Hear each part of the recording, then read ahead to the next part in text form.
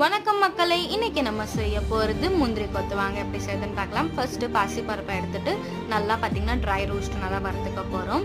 அது வறுத்ததுக்கு பிறகு அதை மிக்சர் ஜாரில் அது கூடவே 2 ஏலக்காய் சேர்த்து நல்லா பார்த்தீங்கன்னா கொரன்னு அரைச்சிக்கலாம், இல்லைனா பவுடராக கூட சேர்த்து பண்ணிக்கலாம். அதுக்கப்புறமா ஒரு பேனில் நெய் சேர்த்துட்டு அப்புறம் கொஞ்சோண்டா தேங்காய், துருவின தேங்காய் சேர்த்துட்டு நல்லா வறுத்து எடுத்துக்கோங்க. அதுக்கப்புறமா கொஞ்சோண்டா வெல்லம், ரொம்ப கொஞ்சோண்டா தண்ணி சேர்த்துட்டு நல்லா பாக காய்ச்சிக்கோங்க. அதுக்கப்புறமா இது எல்லாமே அசெம்பிள் பண்ண போகிறோம். அரைச்சி வச்ச பவுடரு, தேங்காய், உப்பு, ஜாகரி சிரப் இதெல்லாம் சேர்த்துட்டு நல்லா கிளறிட்டு ஒரு நல்லா உருண்டை பிடிக்கிற பதத்துக்கு வேணும்னா தண்ணி கொஞ்சம் கூட சேர்த்துக்கலாம்.